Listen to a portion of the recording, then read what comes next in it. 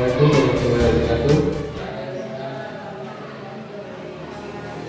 Yang terhormat Ibu Kepala UPT SD Negeri 288 Gresik, yang terhormat Bapak Ibu Dewan Guru UPT SD Negeri 288 Gresik. Baik Bapak Ibu, di sini saya ingin meminta bantuan dari Bapak Ibu terkait dengan tugas saya melakukan diseminasi atau penyebaran informasi terkait dengan budaya positif dan pengalaman penerapan budaya positif. Jadi sebelumnya jadi nanti kita akan membahas tentang apa itu budaya positif. Nanti akan saya terangkan apa yang sudah saya bahas sebelumnya terkait dengan budaya positif. Selanjutnya yaitu sebelum memulai kegiatan ini, alangkah baiknya jika kita buka acara ini dengan bacaan basmalah. Bismillahirrahmanirrahim. Baik Bapak Ibu, jadi pada kesempatan kali ini saya ingin melakukan diseminasi atau penyebaran informasi terkait dengan budaya positif dan pengalaman penerapan budaya positif. Saya di sini bukan bermaksud menggurui, namun saya akan belajar dan berkolaborasi bersama Bapak Ibu mengenai apa yang dinamakan dengan budaya positif. Jadi harapannya ke depan nanti kita dapat bersama-sama menciptakan lingkungan kelas dan lingkungan sekolah yang aman, nyaman dan menyenangkan dengan mengimplementasikan budaya positif. Jadi dalam budaya positif ada beberapa konsep, antara lain yaitu perubahan paradigma belajar, ada disiplin positif, ada nilai-nilai kebajikan, ada kebutuhan dasar manusia, ada juga motivasi perilaku manusia, posisi kontrol guru, keyakinan kelas, dan yang terakhir yaitu segitiga restitusi. Jadi untuk yang pertama adalah pembelajaran dengan paradigma baru. Pasti Bapak Ibu sudah sering mendengar pembelajaran paradigma baru semenjak adanya Merdeka Belajar. Jadi apa sih pembelajaran dengan paradigma baru? Jadi pembelajaran dengan paradigma baru merupakan pembelajaran yang dirancang berdasarkan prinsip-prinsip pembelajaran berdiferensiasi, sehingga peserta didik belajar sesuai dengan kebutuhannya berdasarkan tahap perkembangan sesuai teori psikologi modern untuk mewujudkan profil pelajar Pancasila. Jadi terutama kelas 1 dan kelas 4 karena di sini sudah kurikulum merdeka, kita akan direkomendasikan untuk menerapkan pembelajaran berdiferensiasi. Nah, selama ini masih banyak miskonsepsi tentang pembelajaran berdiferensiasi. Jadi apabila kita belum mempelajarinya, pasti dalam pikiran kita, wah pembelajaran berdiferensiasi 30 anak misalnya satu kelas, tiap anak kan beda-beda. Nah, kita kan tidak mungkin juga bisa mengakomodir satu-satu kebutuhan murid anak. Nah, jadi dalam pembelajaran berdiferensiasi nanti kita bisa mengelompokkan anak sesuai minat atau sesuai kemampuannya, dan kita bisa menerapkan strategi dan metode pembelajaran untuk memberikan kebutuhan belajar mereka. Jadi tidak satu-satu. Kalau satu-satu pasti akan merepotkan Bapak Ibu dalam pembelajaran.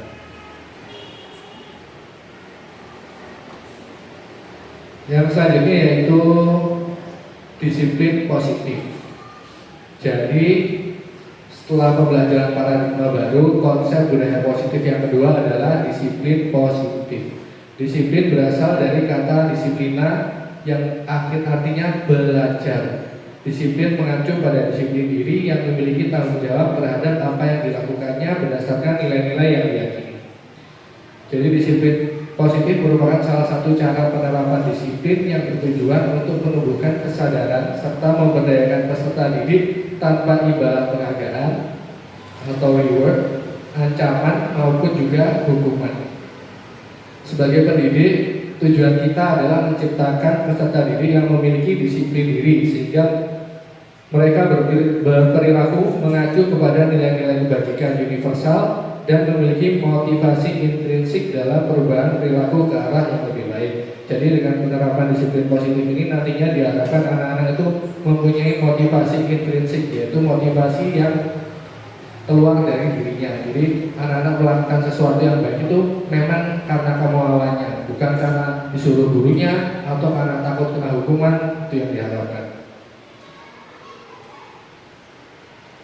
Ya, ini selanjutnya tentang teori kontrol yang dicetuskan oleh Dr. William Glasser. Jadi dalam teori kontrol itu ada yang disebut dengan ilusi guru mengontrol murid. Jadi pada dasarnya kita tidak dapat memaksa murid untuk berbuat sesuatu jika murid tersebut memilih untuk tidak melakukannya. Walaupun tampaknya guru sedang mengontrol perilaku murid, hal demikian terjadi karena murid sedang mengizinkan dirinya dikontrol. Saat itu bentuk kontrol guru menjadi kebutuhan dasar yang dipilih murid tersebut. Jadi teori kontrol menyatakan bahwa semua perilaku memiliki tujuan, bahkan terhadap perilaku yang tidak disukai. Jadi ini apa yang mempengaruhi sikap siswa tersebut bisa dengan teori kontrol ini. Namun masih banyak terjadi kesalahpahaman.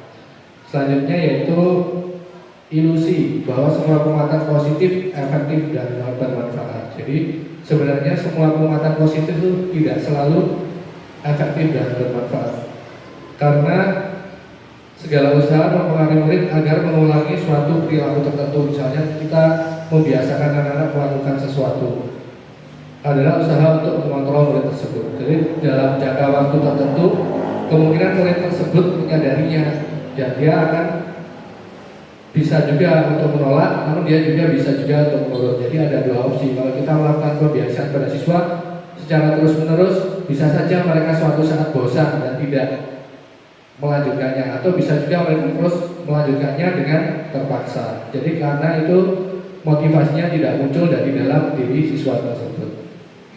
Selanjutnya ilusi bahwa kritik membuat orang yang merasa bersalah dapat menguatkan karakter. Jadi ilusi bahwa kritik dapat membuat orang merasa bersalah dapat menguatkan karakter. Menggunakan kritik dan rasa bersalah untuk mengontrol murid menuju pada identitas gagal. Mereka belajar untuk merasa buruk tentang diri sendiri. Mereka mengembangkan dialog diri yang negatif. Kadangkala sulit bagi guru untuk mengidentifikasi bahwa mereka sedang melakukan perilaku ini, karena seringkali guru melakukan perilaku ini atau menggunakan suara halus untuk menyampaikan pesan negatif. Jadi pesan, walaupun kita tidak berkata kasar, kalau pesan yang kita sampaikan itu bukan merupakan kata-kata positif, itu juga bisa berdampak pada siswa.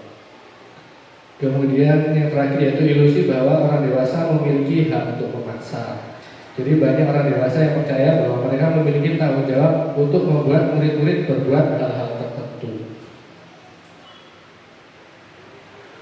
Nah, ini selanjutnya terkait dengan nilai-nilai kebajikan. Jadi tadi sudah ada pembelajaran paradigma baru, sudah ada disiplin positif. Sekarang konsep budaya positif yang ketiga yaitu nilai-nilai kebajikan. Jadi nilai-nilai kebajikan itu apa, Bapak Ibu? Ini. Jadi ini adalah contoh nilai-nilai kebajikan pada institusi atau organisasi. Contohnya di Kementerian Kebudayaan, Pendidikan dan Kebudayaan Republik Indonesia kita sekarang kan sudah kita kenal dengan profil pelajar Pancasila. Nah, ini adalah nilai-nilai kebajikan yang disepakati untuk diterapkan di Kementerian Pendidikan. Jadi yang antara lain sudah sering sekali kita dengar: beriman, bertakwa kepada Tuhan Yang Maha Esa, dan berakhlak mulia, berkebinekaan global, gotong royong, mandiri, bernalar kritis, dan juga kreatif. Jadi ini adalah nilai-nilai kebajikan yang disepakati oleh Kementerian Pendidikan dalam profil pelajar Pancasila. Harapannya sekolah-sekolah yang berada di bawah naungan Kementerian Pendidikan dapat menerapkan atau mencapai profil pelajar Pancasila. Selanjutnya ada juga contoh-contoh nilai kebajikan dari IBO Primary Girls Program. Jadi IBO ini adalah sekolah internasional yang ada di Indonesia. Kurikulumnya itu sudah menggunakan kurikulum internasional atau kurikulum bakalaureat yang diadopsi dari Swiss. Itu adalah salah satu dari dua kurikulum yang terbaik saat ini. Jadi mereka itu menerapkan nilai-nilai kebajikan antara lain toleransi, rasa hormat, integritas, mandiri, menghargai, antusias, empati, keingintahuan, kreativitas, kerjasama, percaya diri, dan komitmen. Itu adalah nilai-nilai kebajikan yang disepakati oleh IBO Primary Years. Terus ada juga Indonesian Heritage Foundation, dia juga punya menetapkan nilai-nilai kebajikan yang disepakati oleh organisasi tersebut. Jadi IHF itu adalah, atau Indonesian Heritage Foundation itu adalah organisasi nirlaba, organisasi komersial yang bergerak di bidang pembangunan karakter dan peningkatan kualitas pendidikan. Jadi mereka itu menyepakati nilai-nilai kebajikan, antara lain contohnya cinta Tuhan dan segala ciptaannya, kemandirian dan tanggung jawab, kejujuran, diplomatis, hormat dan santun, dermawan, suka menolong dan gotong royong, percaya diri, kreatif, bekerja keras, kepemimpinan dan keadilan, baik dan rendah hati, toleransi, kedamaian dan kesatuan. Jadi ini adalah contoh-contoh dari nilai-nilai kebajikan. Jadi nilai-nilai kebajikan ini bersifat umum, tidak menjurus pada satu perilaku tertentu. Selanjutnya yaitu konsep budaya positif yang keempat, yaitu kebutuhan dasar manusia. Jadi manusia itu pasti mempunyai kebutuhan dasar yang harus dipenuhi. Kebutuhan manusia adalah segala sesuatu yang dibutuhkan oleh manusia untuk mempertahankan keseimbangan kondisi fisiologis dan psikologis yang bertujuan untuk mempertahankan kehidupan dan kesehatan. Jadi hal-hal yang sangat dibutuhkan oleh manusia itu merupakan kebutuhan dasar manusia. Jadi ada 5 kebutuhan dasar manusia, antara lain penguasaan, kesenangan, bertahan hidup, kebebasan, kasih sayang, dan rasa diterima. Ini juga yang bisa kita gali dari anak-anak saat anak-anak melakukan suatu kegiatan atau melakukan suatu kesalahan. Jadi kita bisa menggali sebenarnya kebutuhan dasar mereka itu apa sih melakukan hal ini. Nah itu nanti bisa kita gali. Jadi dari 5 kebutuhan dasar manusia, yang pertama yaitu bertahan hidup dulu. Jadi bertahan hidup adalah kebutuhan yang bersifat fisiologis. Untuk bertahan hidup misalnya kesehatan, rumah, makanan. Jadi itu adalah hal yang kita butuhkan secara fisiologis, secara fisik untuk tetap bertahan hidup. Selanjutnya dari kelima kebutuhan dasar ini, dan keempat kebutuhan dasar lain seperti penguasaan, kesenangan, kebebasan, kasih sayang, dan rasa diterima merupakan kebutuhan psikologis dari manusia. Jadi kalau yang bertahan hidup tadi merupakan kebutuhan fisiologis atau kebutuhan fisik dari manusia tersebut, sedangkan yang lainnya merupakan kebutuhan psikologis atau kebutuhan mental.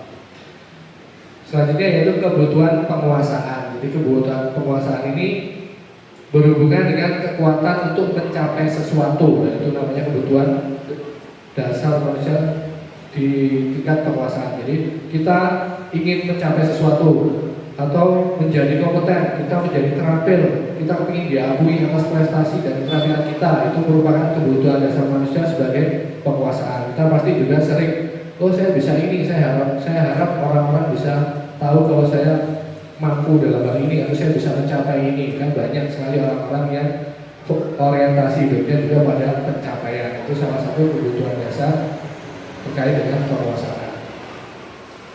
Selanjutnya yaitu kebutuhan dasar atas kesenangan. Jadi kesenangan itu juga merupakan kebutuhan dasar. Jadi kebutuhan dasar kesenangan ini adalah kebutuhan untuk mencari kesenangan, bermain, dan tertawa. Bayangkan kalau hidup tanpa kenikmatan apapun atau tidak bisa tertawa, betapa pendidikannya kita kan. Jadi kesenangan ini juga merupakan kebutuhan dasar hidup. Selanjutnya yaitu kebebasan.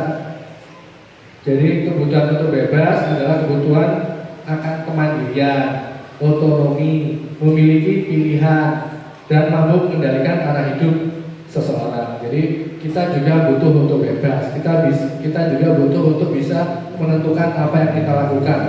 Kita bisa kita juga butuh untuk bebas menentukan apa yang kita mau, apa yang kita pilih. Itu merupakan kebutuhan dasar manusia sebagai kebebasan. Dan yang terakhir adalah kasih sayang dan rasa diterima. Ini juga merupakan kebutuhan dasar. Jadi kebutuhan dasar kasih sayang dan rasa diterima meliputi kebutuhan akan hubungan dan koneksi sosial, kebutuhan untuk memberi dan menerima kasih sayang, dan kebutuhan untuk merasa menjadi bagian dari suatu kelompok. Untuk anak-anak juga pasti seperti itu. Pasti anak-anak ingin berbaur dengan teman-temannya, pasti ingin bisa masuk dalam satu kelompok. Kalau ada anak yang tidak bisa berbaur dengan teman-temannya, otomatis dia akan menyendiri dan lain-lain. Itu adalah salah satu contoh kebutuhan dasar manusia, kasih sayang dan rasa diterima. Baik, sebelum lanjut, biar tidak bosan sama melatih konsentrasi, saya punya tebak-tebakan. Jadi ada tebak-tebakan. Lepas saja Bapak Ibu, nggak usah tegang-tegang, santai saja. Jadi tebak-tebakannya ini, kata kuncinya dunia itu bunda. Dunia itu bunda. Sekarang pertanyaannya saya kasih contoh dulu ya. Jadi kata kuncinya dunia itu bunda. 1 tambah 1 sama dengan 0. Kalau 1 tambah 6 sama dengan 1. Sekarang pertanyaannya, kalau 6 tambah 8 sama dengan berapa, Bapak Ibu? Berapa Bu? 24 Bu. Jadi kata kuncinya itu dunia ini bunda. Kalau 1 tambah 1 sama dengan 0. Kalau 1 tambah 6 sama dengan 1. Sekarang kalau 6 tambah 8 sama dengan berapa? Berapa?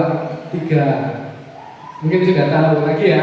Sekarang kalau 6 tambah 9 berapa Bapak Ibu? 2. Jadi sudah tahu. Jadi kenapa kok bisa dapat 2? Karena ring bundanya itu ada 2. Ya. Jadi kata kuncinya tadi itu dunia itu bunda. Jadi fokusnya ke bundaran.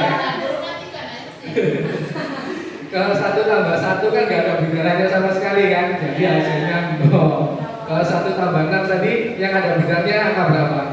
6. Jadi 0 tambah 1, bundarnya cuma 1. 6 tambah 8, bundarnya ada 3. Sudah tahu ya berarti ya? Nah itu. Nah itu bisa dibuat tebakan di kelas waktu itu. Oke, kita lanjut lagi ya. Itu tadi terkait 5 kebutuhan dasar manusia. Nah selanjutnya ini adalah motivasi perilaku manusia. Jadi manusia itu melakukan sesuatu pasti ada motivasinya. Anak-anak juga seperti itu. Anak-anak melakukan sesuatu itu pasti juga karena ada motivasinya. Nah, kira-kira apa motivasi anak melakukan sesuatu hal? Jadi ada 3 motivasi perilaku manusia. Yang pertama yaitu untuk menghindari ketidaknyamanan atau hukuman. Jadi mungkin saja kita melakukan sesuatu untuk menghindari rasa tidak nyaman atau untuk menghindari hukuman. Itu biasanya orang yang motivasi perilakunya untuk menghindari hukuman atau ketidaknyamanan akan bertanya, apa yang tidak terjadi bila saya tidak melakukannya? Nah, jadi kita takut nanti hasilnya akan buruk pada kita. Terus sebenarnya mereka sedang menghindari permasalahan yang mungkin muncul dan berpengaruh pada mereka secara fisik, psikologis maupun tidak terpenuhinya kebutuhan mereka. Jadi kalau kita melakukan sesuatu untuk menghindari ketidaknyamanan atau hukuman, itu pasti rasanya juga tidak nyaman ke diri kita. Jadi kita melakukan sesuatu itu seolah-olah menjadi terpaksa karena kita cuma takut pada hukuman, kita menghindari hukuman, kita melakukan hal itu supaya tidak kena hukuman atau tidak kena sanksi. Juga contohnya gini, kalau misalnya kita punya misalnya ya, ini cuma misal, kita punya utang di bank dan kita harus nyicil. Nah, kita waktu bayar cicilan itu kan otomatis kita takut hukuman atau sanksi nanti kena denda dan lain-lain. Itu kan pasti tidak nyaman kan. Jadi kita melakukan sesuatu untuk menghindari tidak nyamanan atau hukuman itu pasti tidak enak atau tidak nyaman untuk diri kita. Selanjutnya yaitu motivasi perilaku manusia yang kedua, yaitu untuk mendapatkan imbalan atau penghargaan dari orang lain. Jadi kita melakukan sesuatu itu kita berharap kalau saya melakukan ini pasti nanti saya dapat ini. Nah, itu bukan sesuatu yang alami. Jadi kita melakukan itu tuh karena kita punya tujuan tertentu. Jadi kita juga secara tidak sadar kita pasti terpaksa melakukannya, tidak karena kemauan kita sendiri. Misalkan kita mau berbuat apa, terus nanti kita agar bisa dapat apa, nah, itu merupakan sesuatu yang juga tidak nyaman untuk kita lakukan. Namun itu satu tingkat di atas motivasi yang pertama. Jadi orang berperilaku untuk mendapatkan imbalan atau penghargaan pasti akan bertanya, apakah yang akan saya dapatkan saat saya melakukan ini? Lah itu. Jadi orientasinya bukan karena saya memang mau melakukan ini, tapi dia fokusnya apa yang mau saya dapatkan kalau saya melakukan ini. Terus selanjutnya yaitu motivasi perilaku manusia yang ketiga, yaitu untuk menjadi orang yang mereka inginkan dan menghargai diri sendiri dengan nilai-nilai yang mereka percaya. Jadi orang dengan motivasi ini akan bertanya, akan menjadi orang yang seperti apa bila saya melakukannya. Mereka melakukan sesuatu karena nilai-nilai yang mereka yakini dan hargai, dan mereka melakukannya karena mereka ingin menjadi orang yang melakukan nilai-nilai yang mereka yakini tersebut. Ini adalah motivasi yang membuat seseorang memiliki disiplin positif karena motivasi perilakunya bersifat internal, bukan eksternal. Jadi kalau melakukan motivasi yang ini, otomatis itu melakukan sesuatu itu memang sesuai dengan keinginan kita.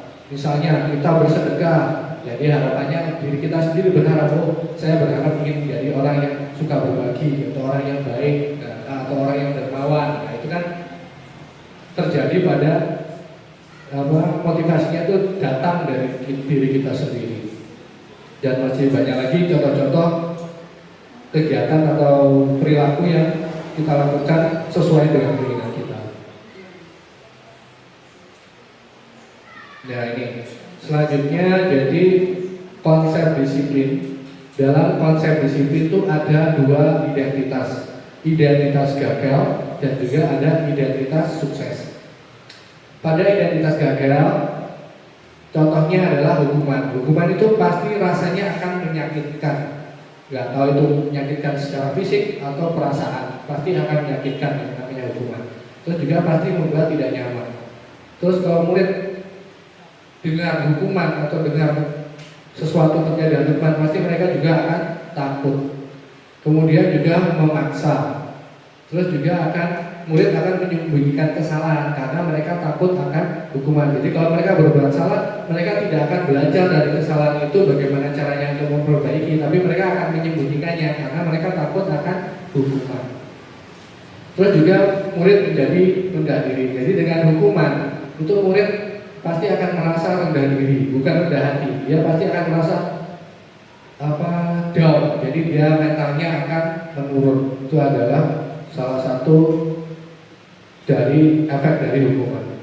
Penghargaan ini sebenarnya kan kalau kita lihat-lihat sepertinya kan seolah-olah bagus Bapak Ibu ya. Tapi kita memberikan penghargaan itu juga ternyata merupakan identitas gagal. Kenapa? Karena penghargaan itu tidak efektif. Seperti yang tadi sudah saya jelaskan, yaitu penghargaan itu akan mendorong siswa untuk berperilaku tidak sesuai dengan apa yang mereka inginkan, tapi untuk mencapai sesuatu. Kemudian merusak hubungan, sifat iri. Misalnya dalam kelas ada anak yang juara, terus dia mendapat hadiah, otomatis teman-temannya pasti ada juga yang memiliki sifat iri. Selanjutnya yaitu mematikan kreativitas, karena dengan memberikan penghargaan, kreativitas akan mati. Anak itu pasti akan fokus pada tujuan, bagaimana cepat sampai pada tujuan dan mendapatkan hasil atau penghargaan. Otomatis akan membunuh kreativitas anak tersebut. Jadi terus juga menghukum dengan sistem ranking. Makanya pada Merdeka Belajar, sistem ranking itu direkomendasikan untuk dihilangkan. Kenapa? Karena akan memberi klasifikasi pada siswa. Padahal kemampuan siswa tidak hanya pada kemampuan kognitif atau pengetahuan atau materi. Masih banyak yang bisa dikembangkan dari siswa tersebut. Karena Sekarang misalkan anak ini pintar waktu SD, tapi kenapa waktu setelah dewasa tidak bisa mendapat pekerjaan, sedangkan yang di SD-nya biasa-biasa saja atau malah kurang pintar kok malah sukses. Nah itu potensi tiap anak kan beda, bukan cuma pengetahuan. Jadi itu adalah apa, menghukum dengan sistem ranking itu maksudnya seperti itu. Kemudian merampas dan hak menghargai dirinya. Jadi penghargaan itu akan menghilangkan hak untuk dia menghargai dirinya. Kalau dia mendapatkan sesuatu sesuai dengan kemauannya, otomatis dia akan bangga dengan dirinya. Namun bila kita memberinya penghargaan, maka itu akan menghilangkan cara dia untuk menghargai dirinya sendiri. Kemudian selanjutnya yaitu konsep disiplin dengan identitas sukses. Jadi di identitas sukses itu ada konsekuensi, ada juga restitusi. Konsekuensi ini beda dengan hukuman. Kalau hukuman misalkan anak terlambat, terus kita suruh hormat bendera 10 menit, 15 menit, itu merupakan hukuman. Sedangkan pada konsekuensi itu kita mempunyai misalkan peraturan kelas. Nah, apabila anak itu melanggar, konsekuensinya apa yang harus dilakukan? Itu adalah konsekuensi yang sudah disepakati. Jadi konsekuensi adalah suatu hal yang disepakati apabila tidak memenuhi suatu aturan. Dan konsekuensi itu pasti memiliki ciri-ciri penguatannya cuma jangka pendek. Kemudian perlu monitoring berkelanjutan. Terus ada stimulus dan respon. Murid akan menghormati peraturan. Namun murid akan kehilangan waktu untuk memenuhi kesalahan karena dia merasa kalau misalkan saya melanggar ini, saya melakukan konsekuensi ini, maka dia tidak akan memenuhi kesalahannya. Suatu saat dia pasti akan melakukan kesalahan tersebut dan sudah pasti, oh kalau saya melakukan kesalahan ini, nanti saya bisa menggantinya dengan konsekuensi ini. Itu, jadi dia tidak akan bisa memenuhi kesalahan. Dan identitas sukses yang terbaik yaitu adalah restitusi. Nanti kita bahas apa itu restitusi. Yaitu ciri-cirinya nanti murid pasti akan bertanggung jawab atas perilakunya. Fokus pada pemecahan masalah jangka panjang. Murid menghormati dirinya dan orang lain. Terus teori kontrol dan murid bersemangat memperbaiki kesalahan. Ya ini konsep disiplin pendekatan restitusi atau sebuah cara menanamkan disiplin positif pada murid. Jadi menurut Gosen tahun 2004, restitusi adalah proses menciptakan kondisi bagi murid untuk memperbaiki kesalahan mereka sehingga mereka bisa kembali pada kelompok mereka dengan karakter yang lebih kuat. Jadi restitusi itu bagaimana kita apabila kita berbuat kesalahan atau murid berbuat kesalahan, kita bisa memperbaiki kesalahan mereka. Jadi mereka bisa kembali lagi pada situasi di mana mereka belum membuat kesalahan. Jadi ciri-ciri restitusi itu adalah bukan untuk menembus kesalahan, namun untuk belajar dari kesalahan, memperbaiki hubungan dengan teman atau dengan sesama atau dengan bapak ibu guru mungkin kalau murid-murid. Terus juga merupakan tawaran, bukan paksaan dari guru. Restitusi menuntut untuk melihat ke dalam diri atau merefleksi diri, memenuhi diri. Restitusi mencari kebutuhan dasar yang menjadi mendasari tindakan. Jadi kita mencari kebutuhan dasar yang ingin dipenuhi anak ini apa sih dengan melakukan tindakan ini, seperti itu. Restitusi diri adalah cara yang paling baik. Restitusi fokus pada karakter bukan tindakan. Restitusi fokus pada solusi. Restitusi mengembalikan murid yang berbuat salah pada kelompoknya. Selanjutnya ini yang tadi ya.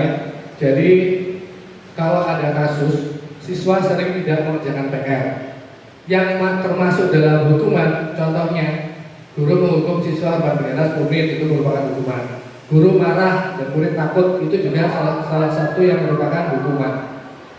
Dan konsekuensi, apabila konsekuensi itu yang dilakukan adalah guru memberikan konsekuensi untuk mengerjakan PR-nya saat istirahat atau dikerjakan sebanyak 3 kali lipat. Nah itu namanya konsekuensi. Atau guru tegas dan siswa menghormati peraturan. Jadi gurunya tegas, peraturan ini tuh harus dijalankan, nggak boleh dilanggar sama sekali, itu namanya konsekuensi.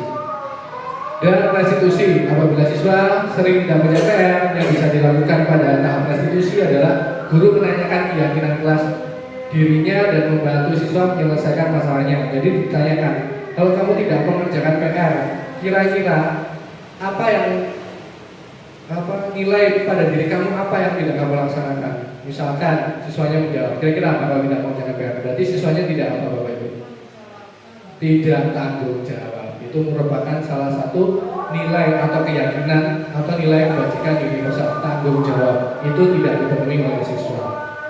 Kemudian guru terbuka dan siswa menghormati dirinya dan orang lain. Jadi saat restitusi kita bisa menggali nilai keyakinan atau nilai kebajikan apa yang tidak terpenuhi oleh siswa tersebut, terus bagaimana nanti memperbaikinya.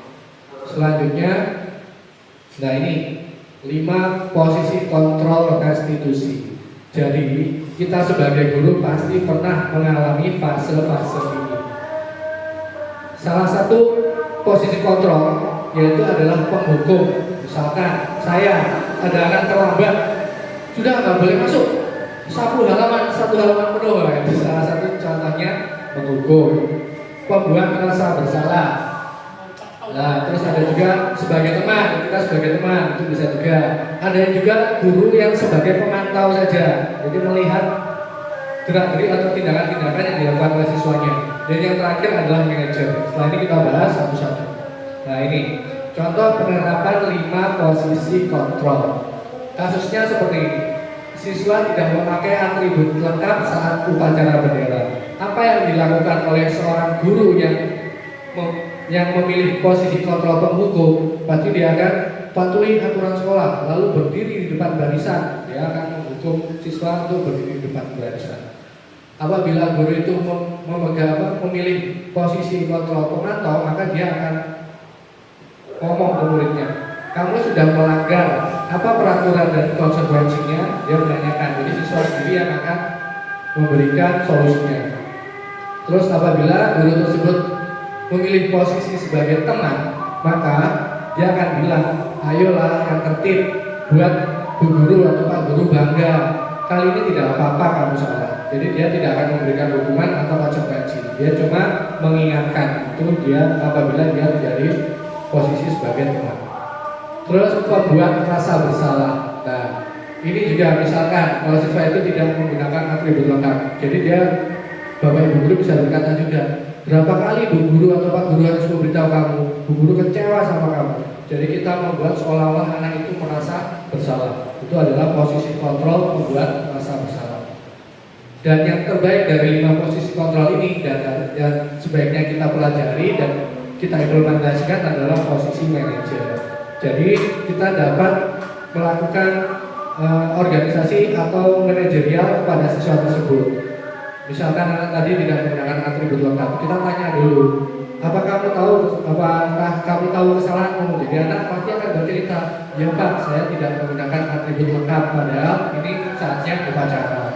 Terus kira-kira bagaimana kamu akan memperbaiki kesalahan ini? Jadi kita tanya, jadi anak-anak nanti akan menemukan solusinya sendiri. Nah, sekarang kan kita sudah belajar tentang pembelajaran paradigma baru, disiplin positif, keyakinan kelas tadi ya.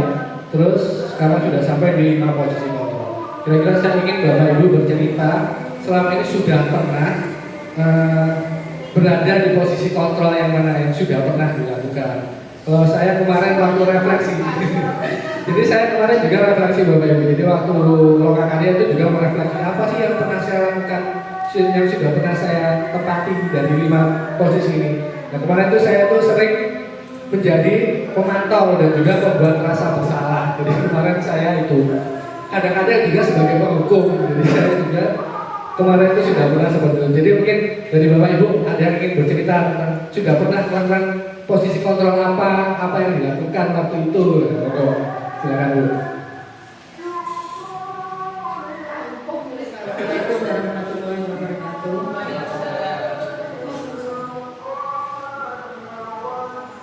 Tadi ada satu poin yang sangat menarik bagi saya, bahwa kalau bisa anak itu melakukan suatu kebaikan muncul dari dirinya sendiri. Padahal yang kita hadapi, sama saya sendiri ya, setelah mengajar 18 tahun jalan ini dan anak saya sendiri,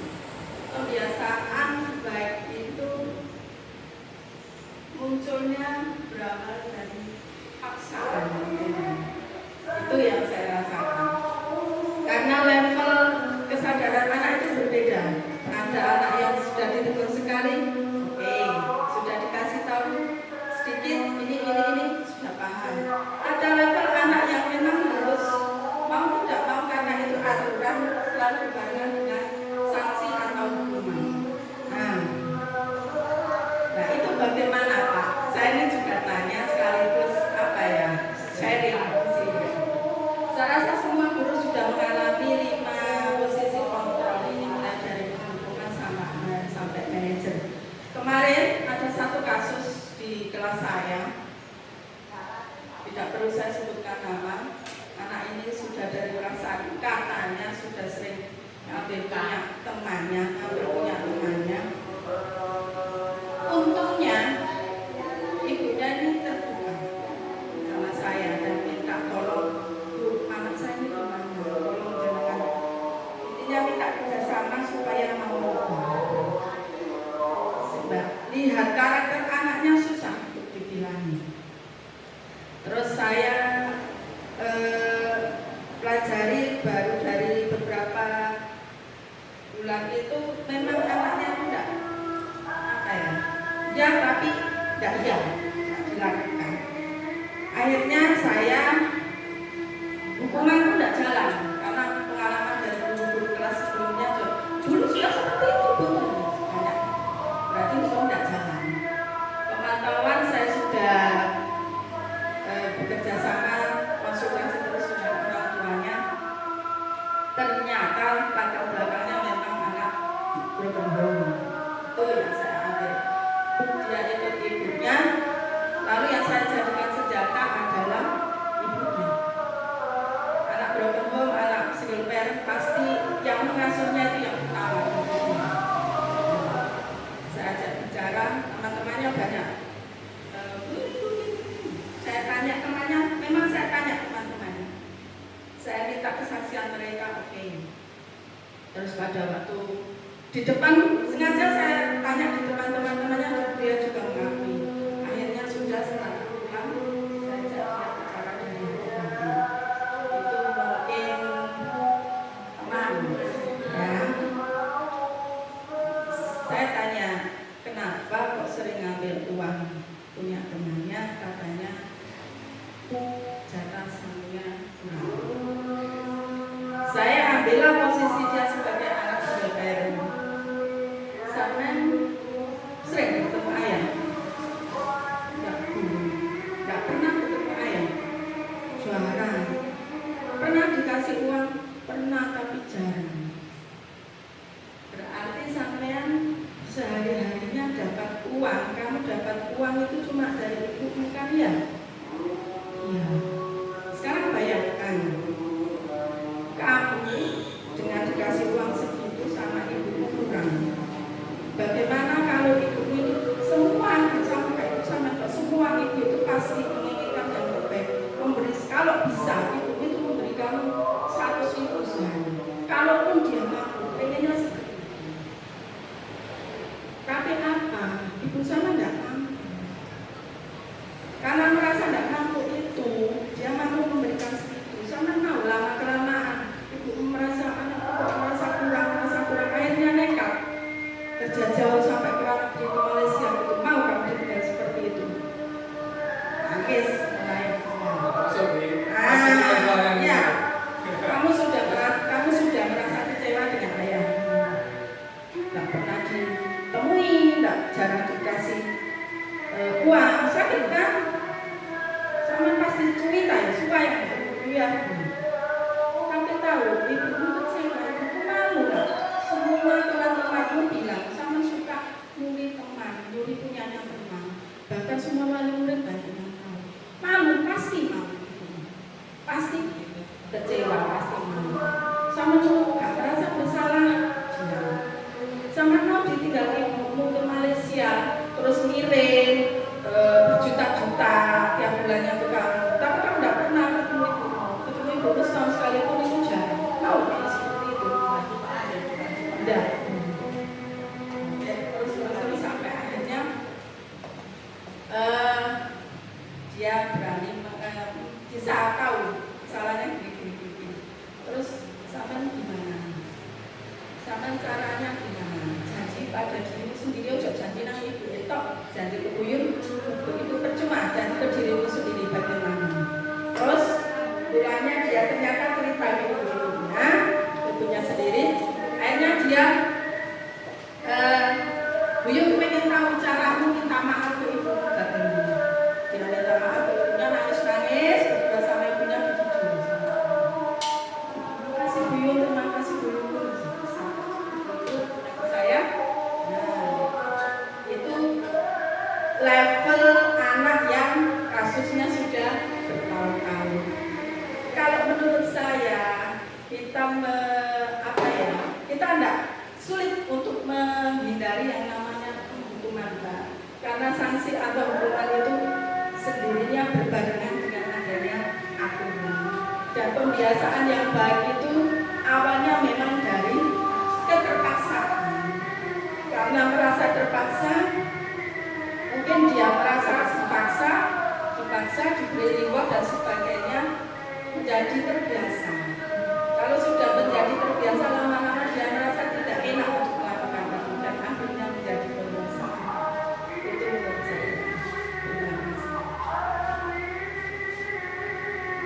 Ya, terima kasih Bu Yud. Jadi sebenarnya Bu Yud tadi itu sudah melakukan yang namanya restitusi.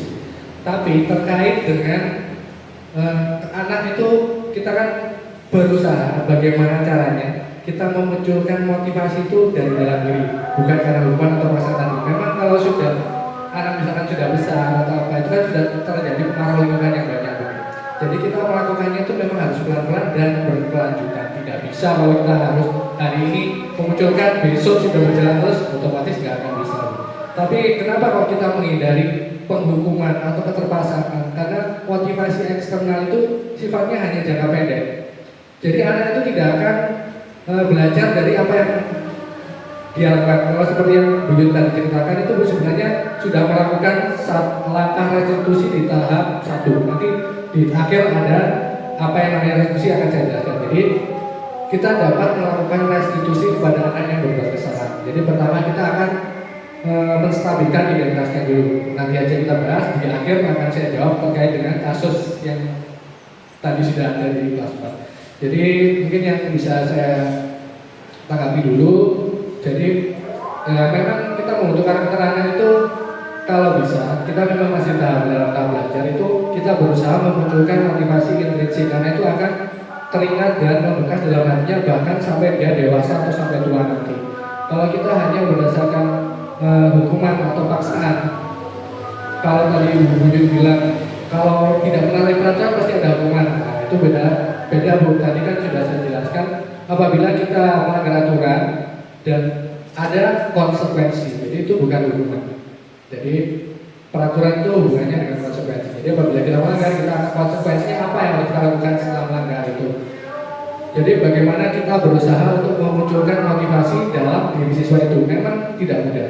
Tapi jangan pernah Bapak Ibu bayangkan kata sulit, bilang aja tidak mudah. Karena tidak mudah pasti ada mudahnya di tengah. Tapi kalau kita sudah bilang sulit, ya sudah, mudah itu nggak ada dalam pikiran kita. Itu adalah salah satu teori kalimat positif. Jadi Bapak Ibu misalkan sekarang ya, ini nanti ada juga sih. Kita anak-anak senangnya kan kalau istirahat atau lari-lari di sini. Kalau kita takut jatuh, kita kan otomatis bilang jangan lari, ya apa enggak? Yang ada di pikiran anak kalau saya bilang jangan lari, pasti dia pikir yang dibayangannya apa? Larinya nggak hilang kan? Jangan lari, larinya nggak hilang, jadi dia akan tetap lari. Seperti anak kecil juga kadang bisa seperti ini juga. Jadi jangan nangis, nah itu pasti yang ada di telinga anak apa? Nangisnya, jangannya itu hilang, nggak nangisnya masih tergambar di sini. Tapi kalau kita bilang diam, gitu kan otomatis saya bilang diam, mau diam itu yang seperti ini ya. Yang masuk ke otaknya kan diam, bukan jangan nangis tadi. Seperti lari tadi mungkin kita bisa bilang jalan, nah, itu saja kan sebenarnya sudah itu secara tidak langsung itu ada di ilmunya, ada di NLP, ada keilmuan yang namanya neurolinguistik program. Jadi kita itu yang perilaku yang kita tunjukkan itu cuma sekitar 30%, sedangkan yang 70% itu kita lakukan secara tidak sadar. Jadi lingkungan kita ini pasti mempengaruhi apa yang kita lakukan. Itu adalah makanya kalimat-kalimat positif itu sebenarnya juga diarahkan di SD dulu waktu pembelajaran karakter ya kalau nggak salah kan, tidak boleh menggunakan kata tidak, jangan dan lain-lainnya. Itu harapannya itu memang untuk mengarah ke kalimat-kalimat positif agar dapat mempengaruhi alam bawah sadar dari siswa atau orang lain. Itu kita lanjutkan dulu ya Bapak Ibu. Nah ini sekarang itu ada lagi yang namanya keyakinan kelas. Kenapa keyakinan kelas? Kenapa kok tidak peraturan kelas saja? Contohnya ini, mengapa kita memiliki peraturan tentang menggunakan helm pada saat mengendarai kendaraan roda 2? Kenapa kok ada peraturan itu? Kira-kira untuk apa peraturan itu, Bapak? Kenapa pemerintah bikin aturan harus menggunakan helm? Untuk keselamatan. Sepakat ya? Itu adalah keyakinan. Keselamatan itu adalah keyakinan. Sedangkan peraturannya apa? Peraturannya apabila tidak menggunakan helm maka akan melanggar pasal sekian dan dikenakan denda atau kurungan sekian. Itu namanya hukumannya atau peraturannya. Tapi tujuan utamanya adalah untuk keselamatan. Nah itu adalah salah satu keyakinan. Itu bedanya ya. Jadi bedanya peraturan sama keyakinan itu. Ada lagi. Mengapa kita memiliki peraturan tentang penggunaan masker dan mencuci tangan setiap saat? Kenapa harus ada aturan itu? Terhindar virus. Satu kata kira-kira apa? Kesehatan. Jadi itu merupakan keyakinan. Aturannya apa? Kalau yang berupa peraturan harus menggunakan masker, cuci tangan setiap saat. Bahkan kemarin saat COVID banyak sekali tulisan cuci tangan, gunakan masker pada tempat-tempat umum. Nah itu merupakan peraturan dan keyakinannya adalah kesehatan. Itu merupakan salah satu penggambaran beda peraturan dan keyakinan. Ya ini. Oh ya, kemarin saya sudah sempat mencoba membuat keyakinan kelas di kelas 6. Jadi yang pertama saya lakukan kemarin itu identifikasi peraturan kelas. Jadi anak-anak itu saya minta, apa sih peraturan kelas yang ingin kalian terapkan di kelas kita? Ada yang bilang tidak boleh datang terlambat Pak. Ya, apa saja kemarin? Tidak boleh mengganggu teman dan lain-lain. Itu saya minta anak-anak menuliskan di plano kemarin, terus ditempel. Setelah ada peraturan-peraturan kelas dari siswa tersebut, itu saya rubah jadi kalimat positif. Misalnya, jangan datang terlambat. Berubah jadi apa Bapak Ibu kira-kira? Datang tepat waktu, seperti itu. Jadi saya rubah kata-katanya ke kata-kata positif atau kalimat positif. Setelah jadi kalimat positif, saya minta dirumuskan menjadi keyakinan kelas. Nah, contohnya tadi, datang tepat waktu. Berarti keyakinan kelas apa kira-kira yang harus dimiliki oleh siswa? Disiplin. Terus tidak boleh mengganggu teman. Kira-kira keyakinan kelas apa yang harus dimiliki oleh? Menghormati, toleransi. Nah, seperti itu. Itu jadi cara merumuskan sebuah keyakinan kelas. Kemudian saya melakukan analisis menggunakan tabel T dan G. Tabel T adalah tabel tampak seperti dan tidak tampak seperti. Jadi yang tampak seperti itu setelah jadi keyakinan kelas, contohnya tadi disiplin, toleransi. Itu saya minta anak-anak menganalisis dengan tabel T. Tidak tampak seperti itu, hal-hal yang baik terkait dengan disiplin apa saja mereka menuliskan. Terus yang tidak tampak seperti itu, hal-hal yang tidak baik terkait dengan disiplin atau toleransi itu apa saja yang mereka tuliskan. Dan tiap anak kemarin merumuskan satu keyakinan kelas yang berbeda walaupun ada beberapa yang sama.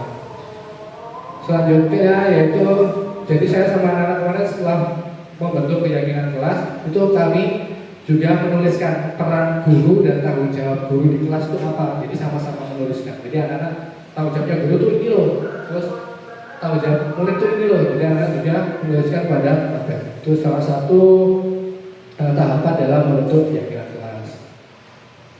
Nah ini kemarin saya lakukan. Jadi yang ini adalah peraturan kelas. Ini saya rubah jadi kalimat positif. Ini saya minta anak-anak merumuskan kalimat positif ke dalam menjadi satu kata keyakinan kelas. Kemudian ini ada tabel E, tabel T, dan peran guru dan murid. Selanjutnya, nah ini bagaimana membentuk keyakinan kelas. Tapi Bapak Ibu saya rasa tadi sudah bisa merumuskan, sudah bisa keluar kata disiplin, toleransi dan lain-lain tadi. Jadi keyakinan kelas itu lebih abstrak daripada peraturan. Jadi peraturan kan biasanya panjang ya, tidak boleh berbicara kotor kalau akan membuat aturan di kelas. Nah itu nanti bisa dibentuk dalam satu kata keyakinan kelas, yaitu berupa pernyataan universal atau pernyataan yang umum. Jadi bisa mencakup banyak hal, dapat diterapkan di kelas, dibuat dalam bentuk positif, bersedia meninjau kembali keyakinan kelas dari waktu ke waktu. Semua warga kelas sebenarnya ikut berkontribusi dalam pembuatan keyakinan kelas. Saya lanjut. Nah ini restitusi. Ini cara seorang guru untuk bisa menyelesaikan sebuah masalah pada siswa dengan menerapkan keyakinan positif. Jadi dalam restitusi itu ada yang namanya segitiga restitusi. Tahap pertama itu kita harus menstabilkan identitas. Jadi kalau ada berbuat kesalahan, kita bisa menstabilkan identitasnya dulu. Kita melakukan pendekatan secara personal dengan ramah dan lain-lain. Jadi kita bisa menanyakan, kita semua melakukan hal terbaik yang kita lakukan. Apa yang sudah kamu lakukan? Setiap orang pasti juga pernah melakukan kesalahan. Bapak Ibu guru juga pasti pernah melakukan kesalahan. Kamu bukan satu-satunya yang pernah melakukan ini. Kita bisa di tahap awal kita bisa begitu dulu bila ada orang yang berbuat kesalahan. Kemudian kita masuk ke langkah yang kedua, yaitu validasi tindakan yang salah. Nah, kita bisa menanyakan, kita menggali. Kalau kita di awal sudah menstabilkan identitas, otomatis anak itu kan sudah tidak takut sama kita. Dia sudah akan lebih terbuka, sudah mau bercerita dan lain-lain. Di tahap kedua kita bisa menanyakan, kamu tentu punya alasan mengapa melakukan itu, seperti yang tadi kasusnya Buyut, karena uang sakunya kurang. Nah, itu salah satu langkah kedua yang sudah dilakukan oleh Buyut. Adakah yang cara yang lebih efektif untuk mendapatkan apa yang kamu butuhkan? Nah ini yang perlu ditambahkan. Jadi kira-kira cara apa yang lebih efektif untuk mendapatkan apa yang kamu butuhkan tanpa merugikan orang lain, seperti itu. Jadi tanpa merugikan orang lain itu juga salah satu poin penting. Yang terakhir kita bisa mengarahkan pada keyakinan. Jadi keyakinan kelas apa yang telah kita sepakati? Contohnya tadi kalau di kelas tadi ada disiplin, toleransi. Jadi dengan melakukan itu tuh anak sudah melanggar apa seperti itu. Maksudnya keyakinan kelas ya. Kemudian kamu ingin jadi orang seperti apa? Kalau melakukan hal seperti itu tuh nantinya efeknya akan begini. Kita cuma bercerita aja. Terus selanjutnya kita tawarkan. Kira-kira setelah kamu melakukan itu, apa yang bisa kamu lakukan untuk memperbaiki kesalahan itu? Nah, itu di tahap terakhir. Selanjutnya ini. Jadi menstabilkan identitas. Jadi guru itu bisa berkata, berbuat salah itu hal yang manusiawi. Tidak ada manusia yang sempurna. Bapak Ibu juga pernah berbuat salah. Kita pasti bisa menyelesaikan permasalahan ini. Bapak Ibu tidak tertarik untuk mencari tahu siapa yang benar, siapa yang salah. Tapi Bapak Ibu lebih tertarik untuk menyelesaikan masalah. Jadi kita bisa berkata pada siswa seperti itu. Terus kalau kamu menyalahkan dirimu sendiri terus-menerus, apakah kamu bersikap baik pada dirimu? Jadi kalau dia menyalahkan dirinya sendiri, itu otomatis dia juga berbuat tidak baik pada dirinya sendiri. Jadi kita bisa menanyakan itu. Selanjutnya di langkah yang kedua, guru itu bisa bilang, kamu bisa saja melakukan hal yang lebih buruk, tapi kamu tidak melakukannya kan? Jadi kita bisa berkata seperti itu. Atau kamu pasti punya alasan mengapa melakukannya. Apa yang penting bagi kamu? Kamu boleh tetap berusaha menjaga sikap itu, tapi tambahkan sikap yang lain yang baru yang lebih baik. Bisa katakan seperti itu. Maukah kamu belajar cara lain untuk mendapat yang kamu butuhkan tanpa harus memukul? Apabila siswa itu misalkan memukul, kita bisa mengatakan hal seperti itu. Terus, apakah kamu bisa melakukan lebih baik nantinya? Itu juga salah satu hal yang bisa ditanyakan pada nabi. Nah, di tahap akhir kita bisa menanyakan keyakinan. Apa nilai-nilai yang kita percaya? Terus kamu ingin jadi anak seperti apa? Apa yang kamu rasakan dengan melakukan itu? Nantinya apa yang mau kamu lakukan? Bagaimana cara untuk memperbaiki ini? Solusi apa yang tepat yang kamu pikirkan? Seperti itu di tahap menanyakan keyakinan.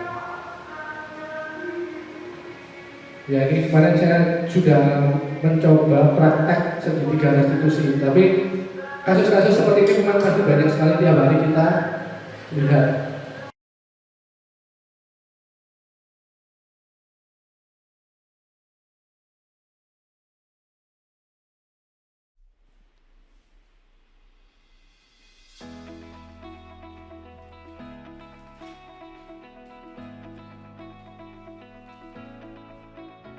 Wah, tutup penggaris gitu. Udah gak mau aku. Kirim sopo ya. Narko. Garis.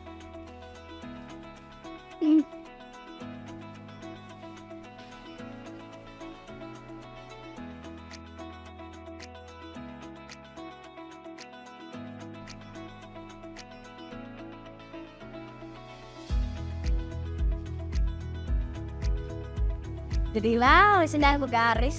And my di, something garing sih.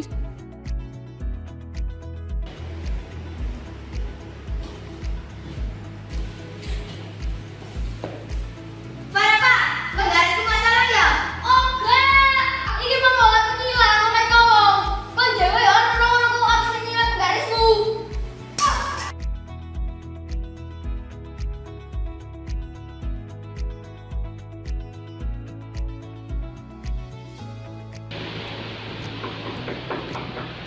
Assalamualaikum. Waalaikumsalam. Rafa, ya silakan duduk nak, sini. Baik Rafa, kamu tahu nggak kenapa sama Pak Alif kamu dipanggil ke sini? Tidak tahu Pak, kenapa? Ya, jadi tadi kata teman-teman kamu mengambil penggarisnya Bila, terus penggarisnya patah, sehingga Bila menangis. Apakah itu benar? Tidak Pak, tadi saya itu cuma pinjam penggarisnya. Masa saya dituduh mencuri sih? Ya saya tidak terima Pak. Nah, baik. Terus apa yang kamu lakukan Rafa? Saya memukul penggaris itu sekeras-keras mungkin dan saya marah di depan dia. Terus apa yang terjadi sama penggarisnya? Dia patah menjadi dua. Baik Rafa, kamu pasti marah dan kesal karena dikatakan mencuri. Bapak juga pasti akan marah dan kesal jika dikatakan sebagai mencuri. Jadi penggarisnya sampai patah ya? Kamu pasti melakukan itu karena alasan tertentu kan Rafa? Iyalah Pak, karena saya kan cuma pinjam, kok dituduh mencuri sih? Baik, kamu dituduh sebagai pencuri. Mempertahankan harga diri itu memang penting. Tapi sebelum menggunakan penggaris itu, apakah kamu meminta izin dulu terhadap Bila? Tidak Pak, tapi saya tadi pas saat pinjam, dia sudah tahu Pak kalau saya ambil penggaris tersebut. Baik, coba diingat lagi. Ketika kamu mengambil barang orang lain tanpa izin, lalu marah-marah sampai merusak barang orang lain, apakah itu sesuai dengan prinsip yang kamu yakini? Ya enggak sih Pak, tapi tiap orang kan dapat menghargai orang lain. Nah, tiap orang harus menghargai orang lain. Terus, setelah kamu menyadari keyakinan itu, apakah kamu memiliki solusi yang bisa dilakukan? Ya Pak, nanti saya akan minta maaf kepada Bula dan saya akan membelinya dengan uang saku saya besok. Jadi kamu akan memberikan penggaris dengan uang saku kamu besok. Ya, Baik. Nanti jangan lupa minta maaf pada Bila dan besok kamu bisa melihat penggaris yang telah patah. Baik, terima kasih Rafa. Silakan kamu bisa kembali ke kelas lagi.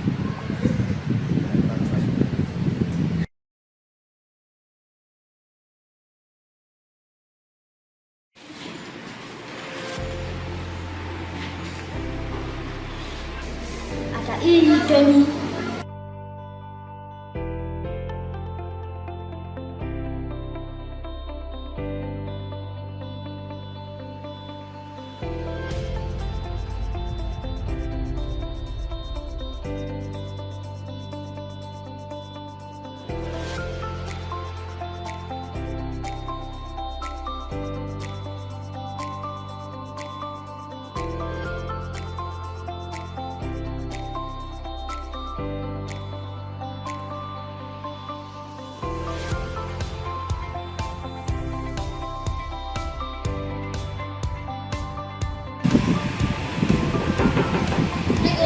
Waalaikumsalam.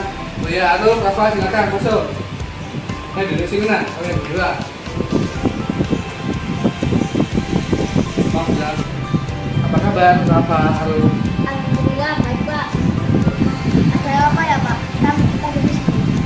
Baik, jadi Bapak tadi mendapat laporan dari teman kalian kalau waktu istirahat tadi atau saat teman kalian mengerjakan kerajinan tangan di kelas, kalian mengambil sepatunya dan membuangnya di halaman ya. Kalau boleh tahu, apa alasan kalian melakukan hal tersebut? Iseng Pak. Bagi bahagia dong kalian kalau ada temannya yang menangis. Tidak apa-apa harus. Jadi tiap orang tuh pernah membuat kesalahan, bukan hanya kalian, tapi Pak Alif juga pernah membuat kesalahan. Itu merupakan hal yang wajar. Baik, Aruf, Rafa. Jadi apa yang akan kalian lakukan selanjutnya? Besok saya akan meminta maaf kepada Bunda, Pak. Baik, kalian akan meminta maaf kepada Una. Meminta maaf adalah perbuatan yang terpuji. Selain melempar sepatu dan membuat teman kalian menangis, kira-kira apa yang bisa membuat kalian bahagia? Saya biasanya suka menggambar, Pak. Tapi tadi saya tak izin aja sih. Kamu juga harus. Jadi kamu bisa juga karena tidak ada yang membuat kamu bahagia lainnya. Oh begitu. Jadi kalian mau menggambar bila ada yang membimbing. Pak. Baik. Kalian bisa belajar menggambar dengan Pak Wawan besok setelah pulang sekolah. Apa kalian mau? Serius, Pak. Ya serius. Jadi nanti kalian bisa belajar menggambar dengan Pak Wawan. Besok akan diajari Pak Wawan. Nanti Pak Alif akan menghubungi Pak Wawan untuk meminta bantuan mengajari kalian menggambar. Baik, karena waktu sudah siang, jadi jangan lupa besok kalian atau nanti kalian bisa meminta maaf terhadap Una karena sudah membuat sepatu. Dan besok kalian bisa latihan menggambar yang akan dibimbing oleh Pak Wawan. Karena waktunya sudah siang, sekarang kalian boleh kembali ke kelas. Oke, Dan terima kasih, Pak. kembali ke kelas.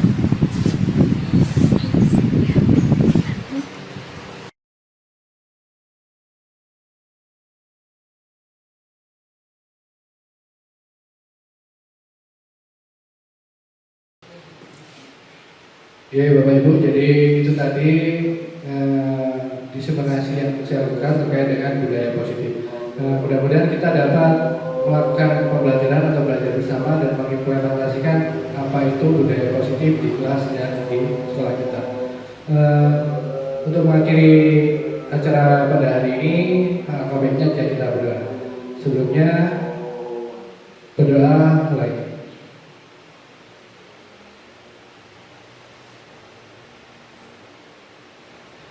Selesai.